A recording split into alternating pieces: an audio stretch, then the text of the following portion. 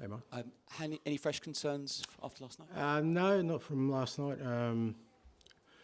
A couple of boys cramping up. Destiny, Mickey at the end. A couple of small knocks. Obviously,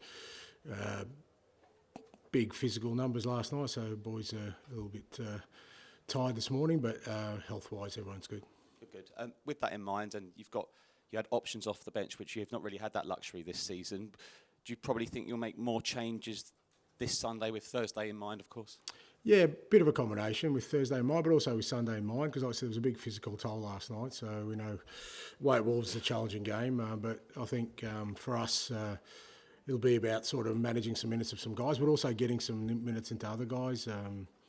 I said we'll need a big game, big performance on Sunday, so having some fresh legs will help, but also looking to next Thursday. Like I said, it's not just about resting guys or managing guys, it's also about having guys ready next week. Could go to 120 minutes and we need people ready to go. So combination of those factors will make some changes.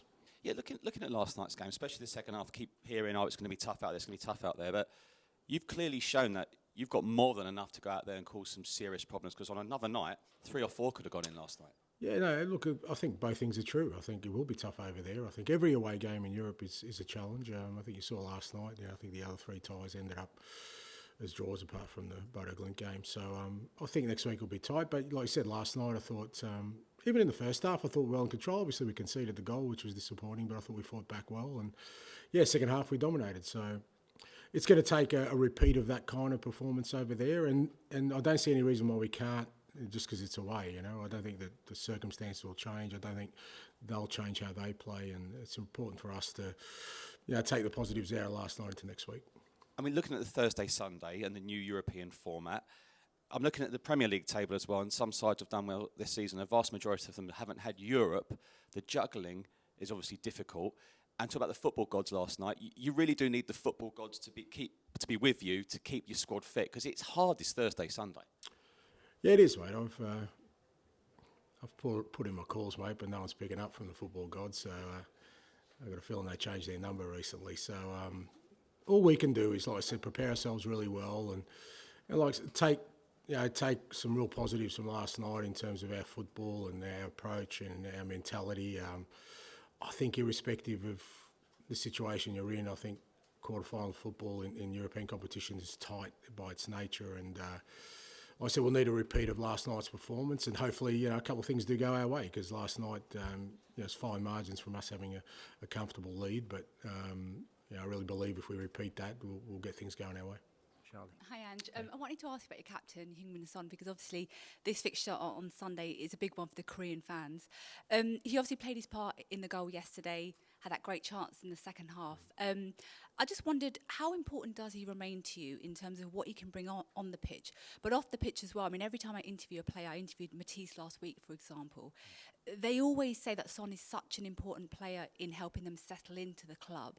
So how important does he remain in terms of on the pitch and also off the pitch for you? Yeah, no, he's still a huge influence for us, as you said, on and off the pitch, and he's working hard for the team. I thought last night he played his part in us creating a lot of opportunities, and I thought him and the others in the front 3 were really disciplined in sort of the way we executed those. So Son is hugely important to the club, hugely important to what we're doing at the moment.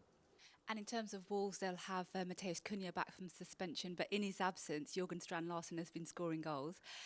What kind of a test will that front line provide for your back line? Yeah, good challenge. They're a good side, and I think they've shown sort of stabilise in recent times, and especially at their place. We had a tough game at their place last year as well, and that's why I think it's good preparation for us. I think we need to be, again, at the levels we need to be in the Premier League to get an outcome. We want to get another positive result. We obviously won last week, and we want to keep that going and have momentum building into Thursday. So good challenge for us, but one we're up for.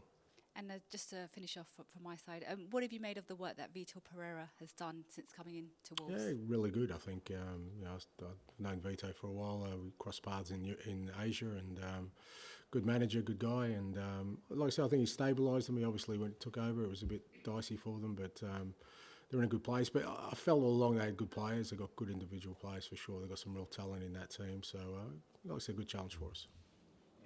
Hi, Ange. How are you? Good, mate. The cynic in me would say that Sunday's game doesn't really matter to you that much. I mean, it's a Premier League game, but that's about it. Next Thursday is the be-all and end-all, and would you not be better off wrapping up your first 11 in Cotton Wool on Sunday and giving them a day off to relax and enjoy the sun in the garden? That's a cynic in you. What's the optimist in you? So, well, I want to hear the optimistic Ian. The optimist There's says enough that- cynicism in this room, mate, without you adding to it. The optimist in me says that if you've got a great chance of going through next Thursday after last night, I'd wrap my first 11 up in Cotton Wool and put it in the garden. Yeah, no, look, I understand that, and like I said, there is some of that in place, but I also think that, it's no secret our league form this year has been nowhere near the level it needs to be, and I really think I thought, especially in the first half last week against Southampton, we played well. We played well last night. We want to continue that, and I don't think you need to compromise the way we go about things, because I think the changes I make, should help us, because there'll be guys who, didn't play last night or only played sort of cameos that will have the energy we need for that, and that with a combination of guys who'll back up.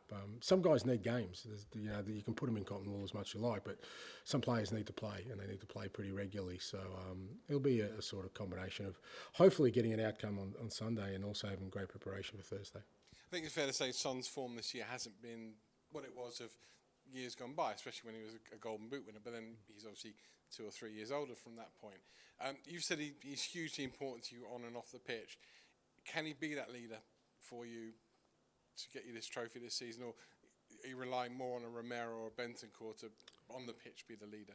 No, I think, look, I don't think, again, both can be true. I think, Sonny, I still think is very much the leader of the group on and off the field, but, I think part of that process is to allow growth of other guys, and I think we've seen that this year. I think, like I said, I thought Rodrigo was outstanding last night with the way he sort of managed the whole game, and Cooty's always a big presence for us. We've had guys like Decky earlier in the year standing up. I thought Matters in the last few weeks has really started. We need that sort of spreading of that sort of leadership load, because underpinning that is still a very young group of players who are experiencing things for the first time, and it's your leaders that you hope will navigate them through that. Finally, something which can't be alleged at your team is that a lot of people are saying that Premier League teams, Premier League players, are overcoached and sort of playing like robots now. Maybe that's why sometimes Premier League games aren't as exciting. First of all, what's your response to that? And secondly, off the back, one of the great players in the Premier League, Mo Salah's committed his future to staying here in England for the next 2 or 3 years. That must be good news for the league. Yeah, definitely sort of great news for Liverpool, I guess, more than anyone else. But he's such a fantastic player, and you spoke about age before, but with certain players, age is irrelevant. He's probably had his best season this year, and I don't see him sort of diminishing. So great for Liverpool, and you're right, great for the league. You want the best players here. You want the best players performing in this competition.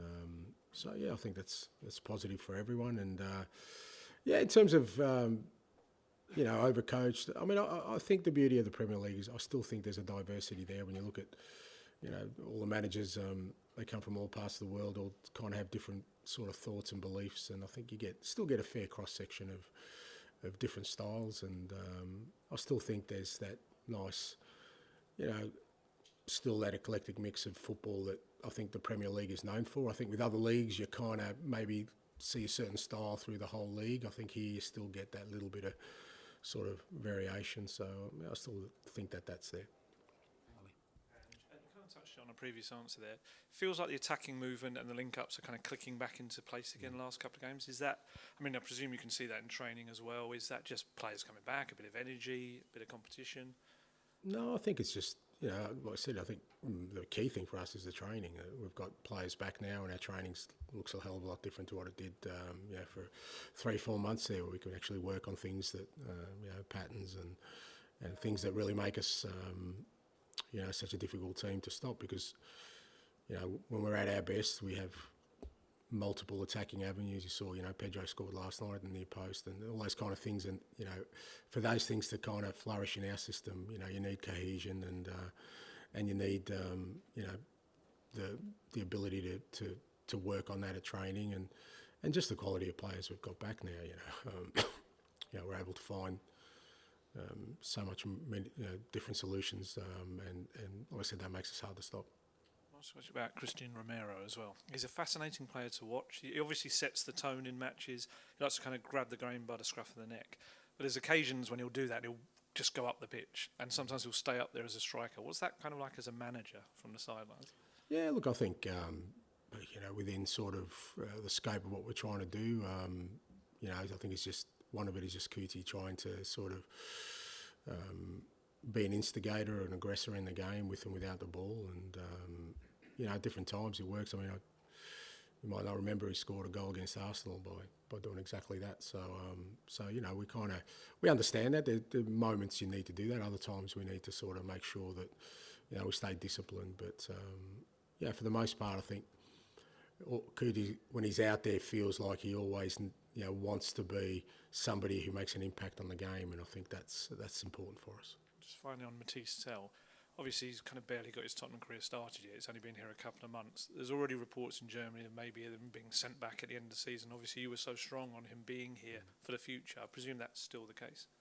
Yeah, we're still, don't believe everything that comes out of German press. Any press, really, these days. I shouldn't say press, but just information in general.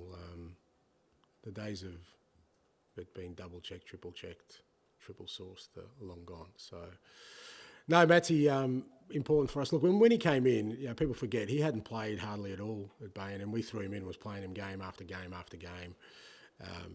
It was always going to be a big ask for him, but that's the challenge he had. And now we're absolutely, we're working with him, we're training. We really believe he can make an impact. And physically he's much better now. He's in a much better place, and he's getting to understand our game a lot better. So we'll keep working with him. And I still think he's an exciting talent, and happy to have him. Finish with George, please. Hi, and just on your point actually about don't believe everything you read, there was a little bit of chat yesterday about Wilson Odegaard potentially being injured, but he was obviously on the bench but didn't come on.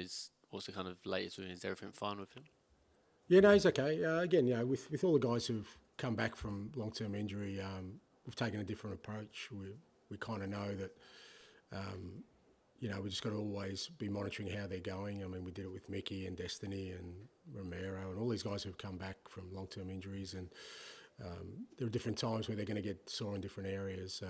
But Wilson trained today, and we'll see how he is tomorrow. He should be available for the weekend as well. But certainly nothing wrong with him. But look, there's no doubt we've got a leak inside the club. Somebody continues to leak out information they have all year. I don't know why. It doesn't help us. It just makes our job more difficult. We try really hard to sort of keep things in-house like all clubs, because what you don't want on game day is opposition being aware of any sort of team selections. But we've got somebody within our camp who continually gives out information. We've narrowed it down. I've been looking at it for quite a while, kind of have a fair idea of where it's coming from. We'll deal with it, but it's not helpful to us. Like I said, half of it's misinformation, half of it's half the information, but irrespectively, it certainly doesn't help our cause, because on game day what you want to try and do is keep as much information in-house. We try really hard to find out information about the opposition, very hard to. But with us, somebody has an open line to what we do, and it's disappointing because you'd like to think that everyone who's in our camp is working with us, not against us. And you mentioned, I think Kulusevski's kind of touch and go maybe for next week. What's the kind of, how has he been progressing? Yeah, he's trained today with the team. Well, not with the team, with the guys who didn't play last night, obviously only half. And he's looking good. Won't be available for Sunday, obviously, but plan is for him to train this through the weekend, train with the first team from the beginning of the week, and if he gets through that, then he'll definitely be available for Thursday. Again, unlikely to start because he's been out for a while, but he looks really good. And just finally, obviously Sunday's game is important, but I guess the focus is all going to be about next Thursday. Is Brennan Johnson kind of a good example to any players that do play on Sunday, because he played against Southampton, scored twice, and helped him get the shirt for last night? And I guess that's a message to those players coming in. If you perform on Sunday, you can start next week. Yeah, spot on. And you've just stolen my team review this morning, George. Is the leak getting to you too, mate? Jesus Christ. It is. It's that's what I said to the boys. I mean, 7 days in football is a long time, and what I ideally want is people to play on Sunday and play really well. That they're ready for selection and pushing the guys who are there. That's the beauty of having a strong squad. I always feel that competition is the healthiest way to get the best out of people. And that's the opportunity exists. And like I said, next Thursday might go for 120 minutes. So that means that even players who come on late in the game have to play for a good 45 minutes of top level football. So yeah, that is an opportunity for the guys. And certainly I think with the way the guys are training, that's how the guys who play will see it. They certainly won't see it as just a sort of token game. They're going to see it as an opportunity to push their case forward. Okay, we'll end the broadcast section there. Move on to the embargoed section for 10:30 p.m. tonight. Tom.